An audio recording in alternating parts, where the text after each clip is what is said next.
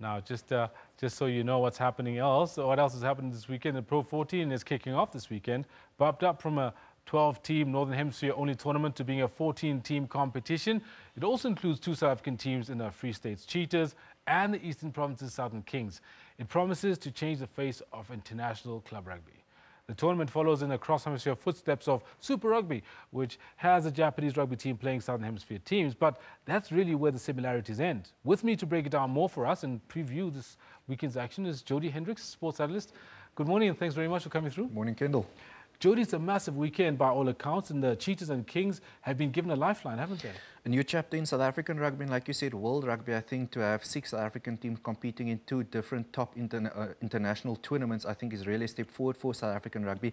It's been spoken about for some time now, Kendall, and finally it's been given the go-ahead. I think there's going to be some teething problems in the first year, overlapping with the Currie Cup, the Cheetahs and the Kings having played Super Rugby, Currie Cup, and now going straight into the Pro 14. So I think in terms of the player quality, that will be tested because it's going to be a long season. They started in March or in February this year, and the season will only end for them, for the Cheetahs and Kings, now in June next year. But exciting times ahead.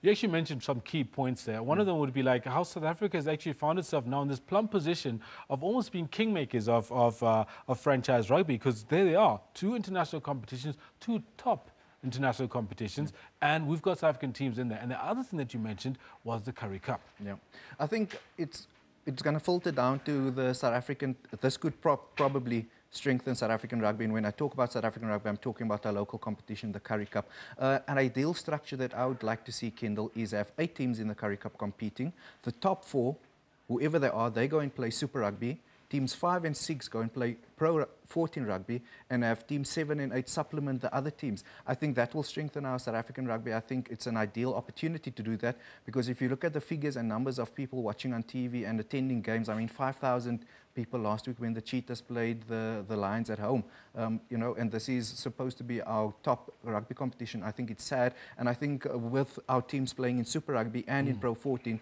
it could down the line strengthen our Currie Cup.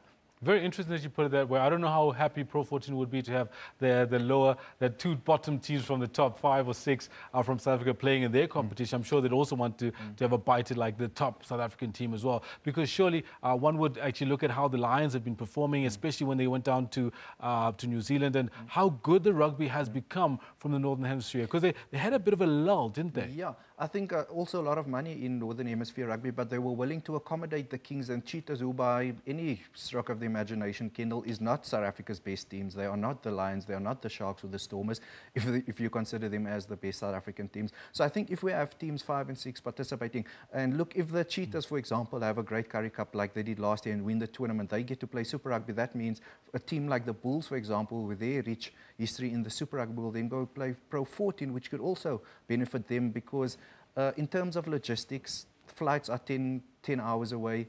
For example, if you fly from Bloemfontein to Johannesburg, Johannesburg to Sydney, Sydney to Auckland, Auckland to Canberra. That's intense. Yeah, to Christchurch, it's 36 hours. Now you have a 10-hour flight.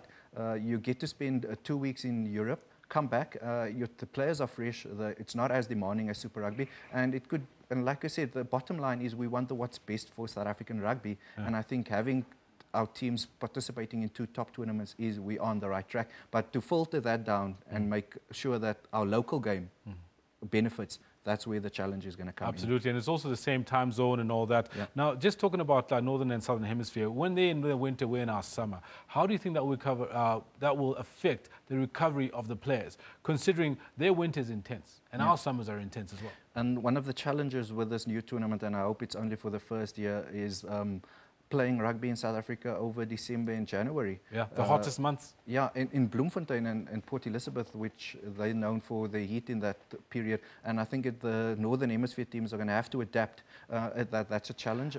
So, I mean, let's talk about that. Okay. They'll be in the middle of their winter. We'll be in the middle of our summer. How is that going to affect the player recovery, going back and forth between that? Like maybe every 2 weeks you're moving from a totally different environment.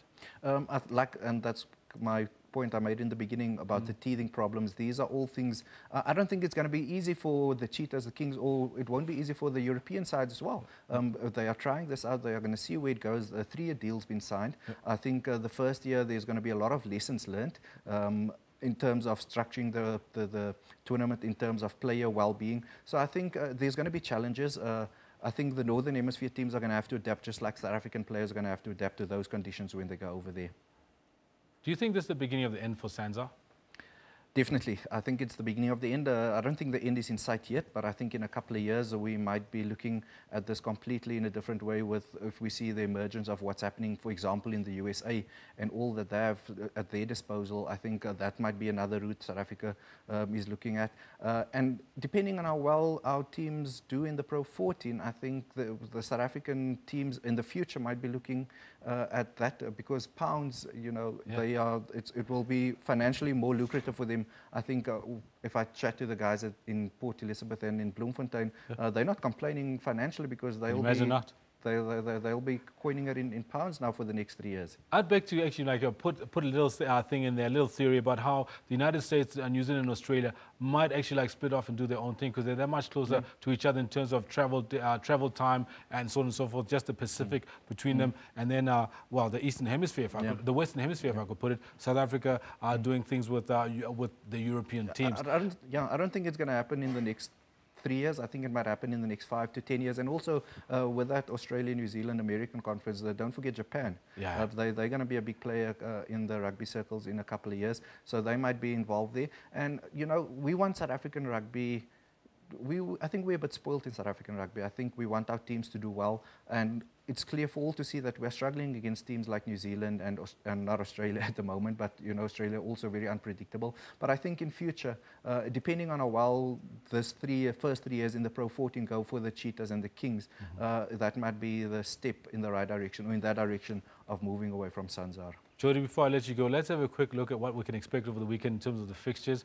It's really exciting to see these teams lined up against the Cheetahs, lined up against the Kings. As you can see, very interesting. It's going to be tonight.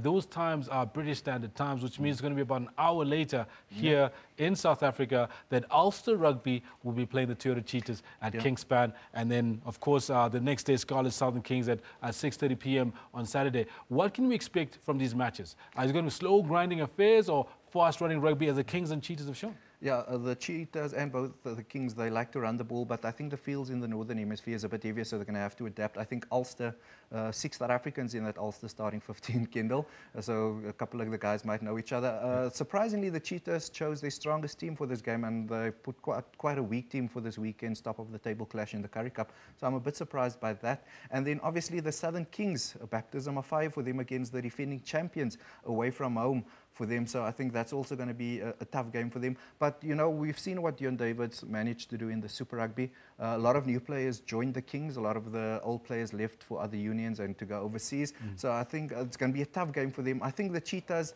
if they adapt to the conditions, they might be able to surprise us. They have a very good team. I think it's going to be tough for the Southern Kings against Scarlets tomorrow.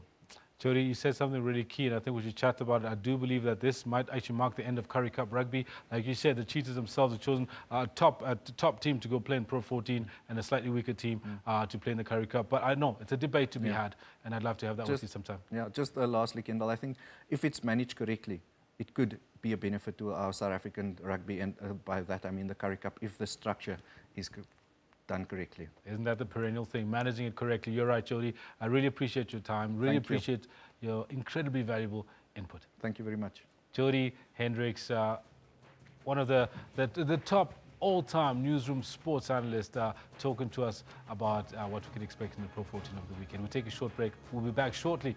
You are watching Newsroom.